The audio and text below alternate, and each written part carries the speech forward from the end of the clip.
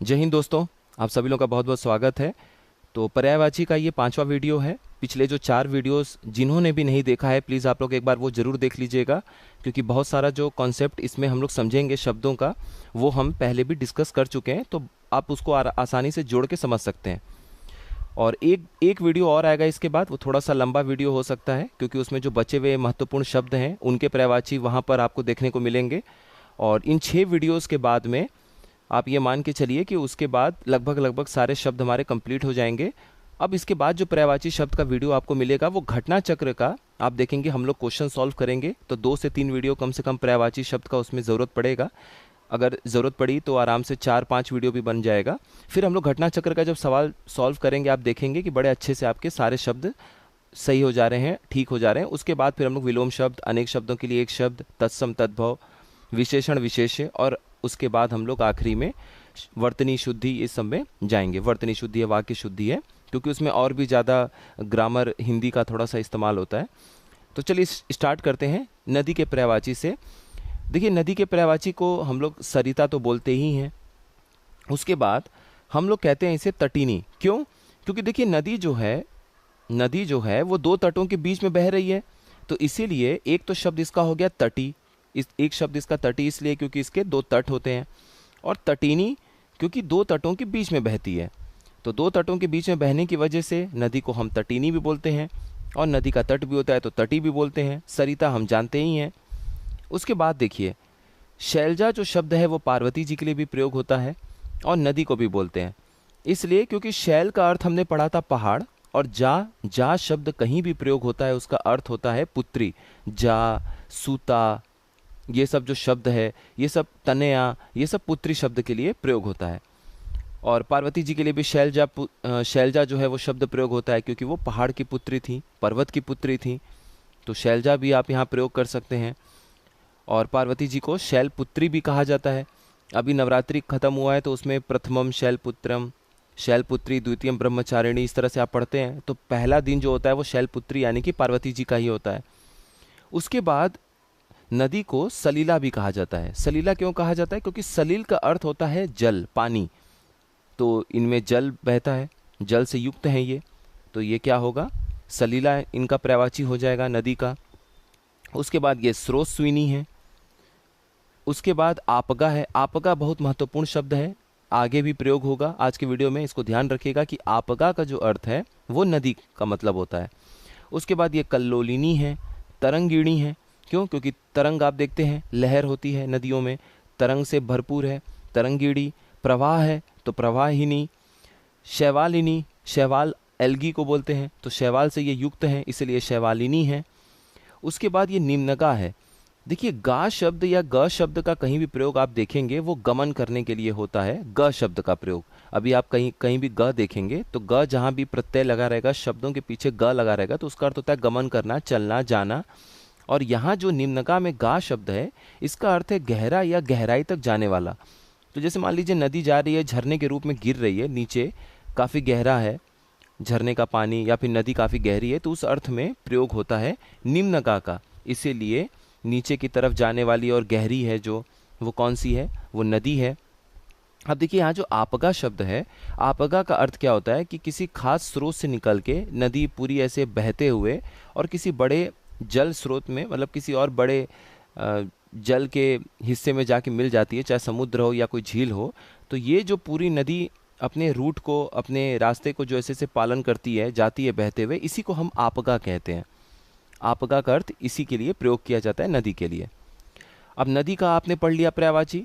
अब देखिए, इसके बाद हम पढ़ेंगे गंगा जी का पर्यायवाची। गंगा का एक पर्यायवाची है जाह्नवी। जाह्नवी इसलिए कहते हैं क्योंकि जहनु ऋषि थे, उनसे जुड़ा हुआ एक कथा है, इसीलिए गंगा जी को जाह्नवी भी बोलते हैं। जब गंगा जी बहुत तेज़ी से बहते हुए आई तो उनके अगल बगल के आश्रम को नष्ट कर दिया उन्होंने।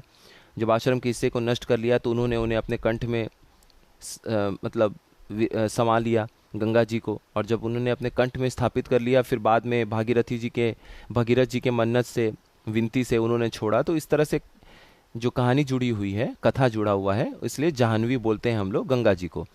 त्रिपथगा, त्रिपथगा में त्रि का अर्थ होता है 3, पथ, पथ का मतलब मार्ग, और गा मतलब बहना, चलना, गमन करना इसमें। तो ऐसा माना जाता है कि गंगा जी तीनों जो मृत्युलोक, पाताल लोक और जो स्वर्ग लोक है, तीनों ही जगह से बहती है, तीनों पथ से बहती है, इसलिए इसे त्रिपथगा भी कहा जाता है। भगीरथ जी के विनती पर ये धरती पर आई, इसलिए भागीरथी हैं। विष्णुपदी क्यों हैं?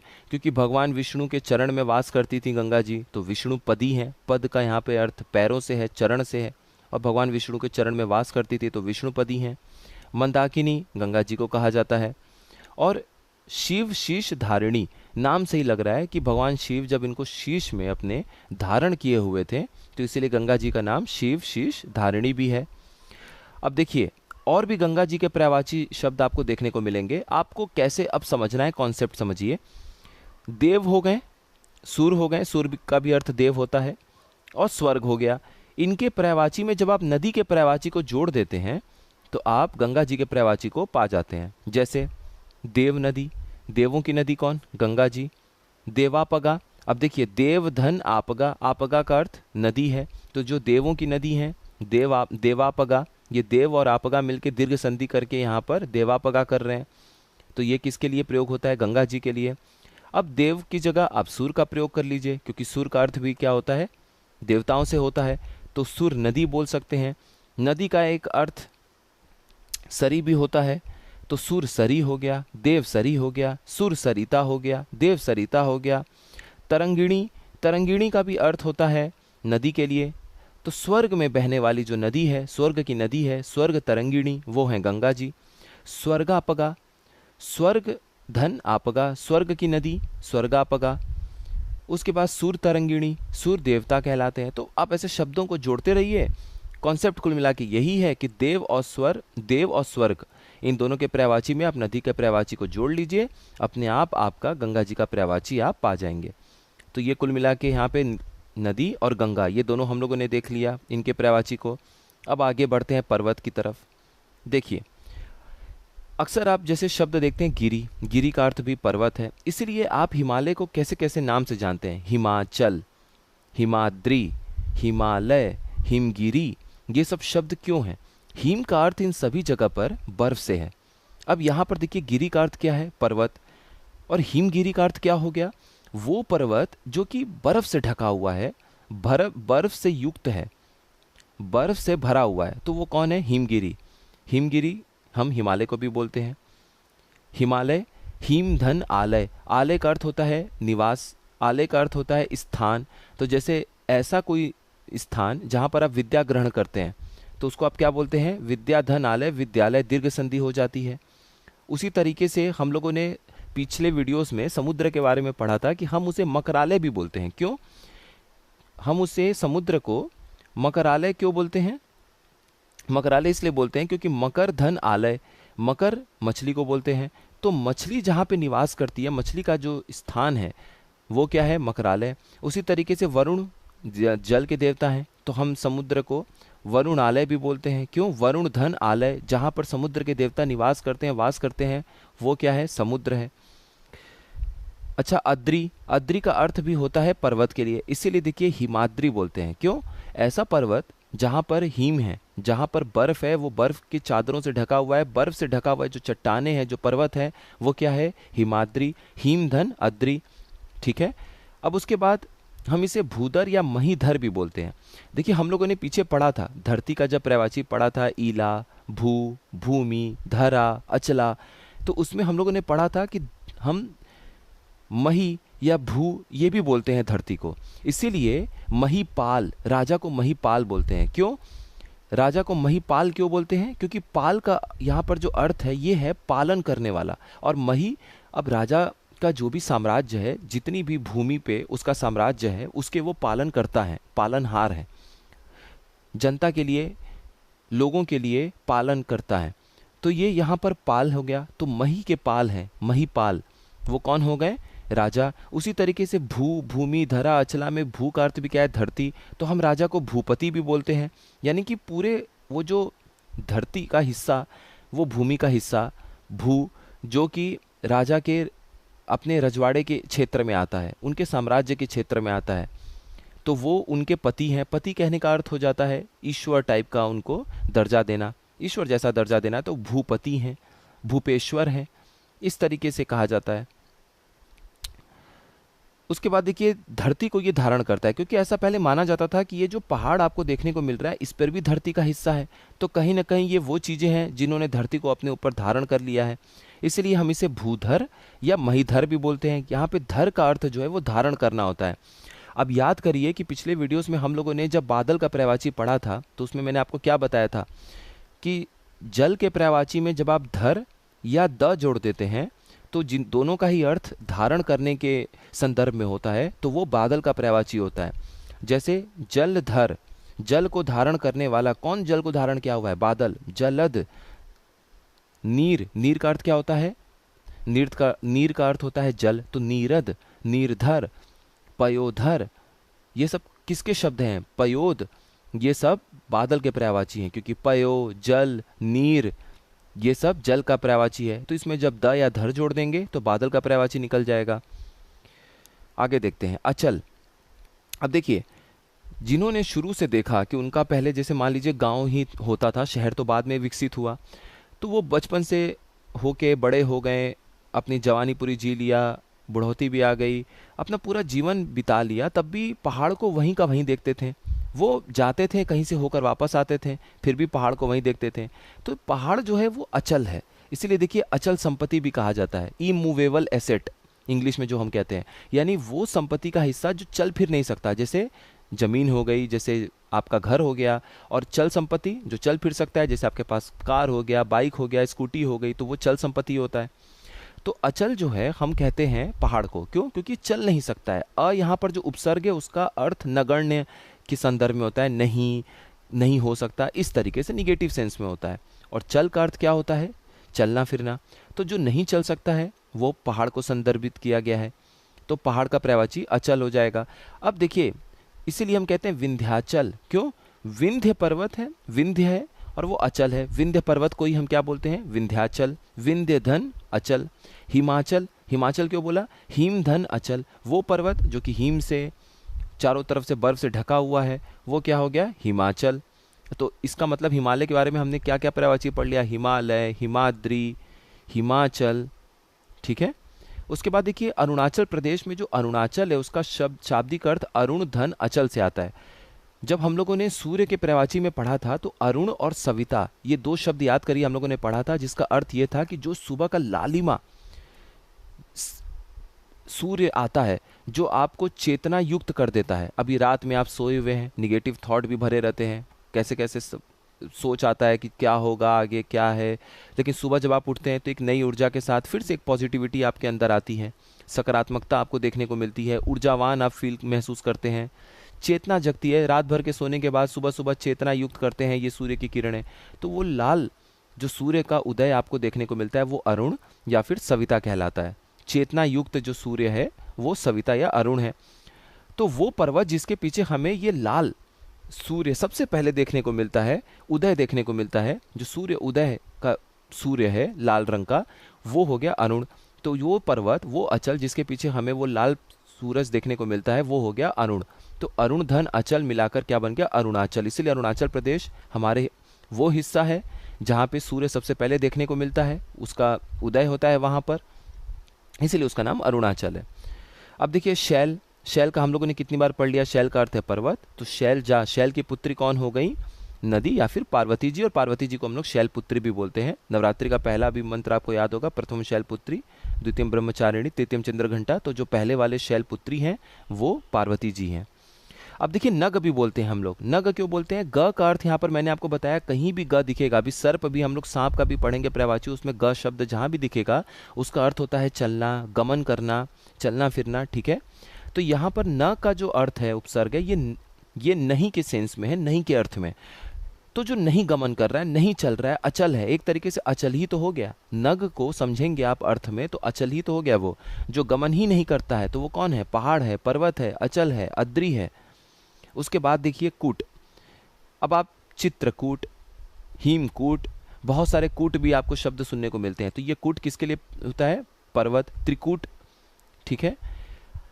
कालिदास जी ने हिमालय को नगाधिराज भी कहा था। नग का अर्थ क्या था?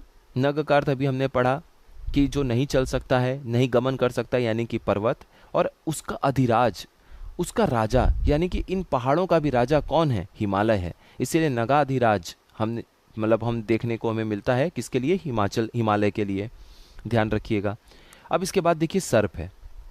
सर्प का आप पढ़ते हैं व्याल, भुजंग, अहि और विषधर। सबसे पहले देखिए विषधर। देखिए विष तो कई सारे जानवर में होता है, लेकिन सांप का विष सबसे अधिक चर्चा में होता है, सबसे अधिक मौतें उससे होती है, सबसे अधिक लोग आहत होते हैं। तो विष को धारण करने वाला जो जीव है वो धर का अर्थ आपको अब समझ में आ गया होगा। धर का हमने ऊपर भी चर्चा किया हुआ है। धर का अर्थ है धारण करने वाला। तो जो विष को धारण किया हुआ है वो कौन है? सर्प। अब देखिए एक अर्थ होता है व्याल। व्याल का अर्थ क्या होता है? एक विशेष प्रकार का भय होता है सांप की वजह से, इसलिए हम उसे व्याल का अर्थ देते हैं। उसके बाद है भुजंग। अब सांप आपको सिर्फ एक भुजा जैसी अंग देखने को मिलता है। सांप को अगर आप देखेंगे तो भुजा जैसा अंग है, तो भुजा जैसा अंग रखने वाला जीव कौन है? व्याल है, भुजंग है, इसलिए हम उसे भुजंग कहते हैं।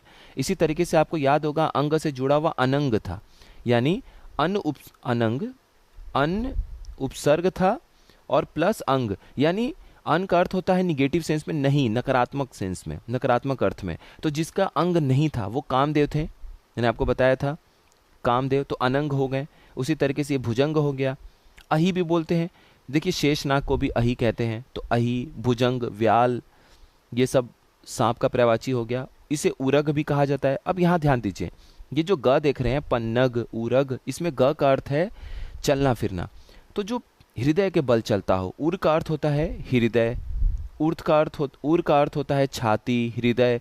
तो जो अपने छाती के बल गमन करता है, क्योंकि पैर हाथ तो है नहीं, छाती के बल ऐसे गमन करते हुए नजर आएगा सांप, तो इसलिए हम उसे क्या कहते हैं? उरग। और ग का अर्थ यहाँ पर क्या है? गमन करने के अर्थ में है। उसके बाद पन्नग। पन्नग में ग का अर्थ फिर वही है, गमन करने के अर्थ में। लेकिन जो पन्न है, पन्न का अर्थ होता है, पन्न का अर्थ आप समझ लीजिए नीचे चलना, ठीक है? तो जो सांप है वो लोटता पोटता ऐसे आपको नीचे चलता हुआ नजर आएगा, तो उस अर्थ में पन्नग भी हो जाता है। उसके बाद ये फणधर है। फण है, फण निकालता है सांप, तो ये फण को धारण करने वाला है, तो ये फणधर है। फण है तो फणी है। मणिधर, मणि को धारण करने वाला। अब देखिए मणिधर इसलिए भी, अब मणि के ऊपर तो पूरी की पूरी नागिन एपिसोड, नागिन सीरियल बन गया, 6 सीरियल बन गया, 7वां जनवरी 2025 में शायद रिलीज होने वाला है। तो मणिधर, तो मणि को धारण करने वाला कौन सा है? सांप है। सरीसृप है, ये पवनाश है, ठीक है। अब हम लोग आते हैं हिरन पर। हिरन को अगर आप देखेंगे तो इससे मृग कहा जाता है। अब एक चीज समझिए, जो मृग में ग है इसका भी अर्थ है गमन करना, इसलिए मैंने आपको बताया कि ग प्रत्यय कहीं भी दिखे शब्द के पीछे जुड़कर जो शब्द को एक अलग शाब्दिक अर्थ प्रदान करता है वो प्रत्यय होता है। तो ग का अर्थ कहीं भी आपको दिखेगा गमन करना, चलना है, दिमाग में भर लीजिए। अब मृग का जो अर्थ है, मृग का अर्थ जंगल से होता है। तो प्राचीन समय में मृग का अर्थ हिरन के लिए नहीं होता था। हिरन का जो मृग शब्द का अर्थ हिरन के लिए होने लगा, ये बाद में होने लगा। पहले मृग शब्द का अर्थ होता था जंगल से जुड़े हुए जानवरों का, ठीक है। इसीलिए शेर को मृगराज कहते थे। अगर मृग सिर्फ होता तो क्या हिरन का राज है शेर? नहीं। मृगराज क्यों कहा गया? क्योंकि मृग का अर्थ जब शुरुआत में होता था प्राचीन समय में, तो उसका अर्थ सारे जानवरों के लिए होता था। तो सारे जानवरों का जो राजा है वो कौन है? शेर है।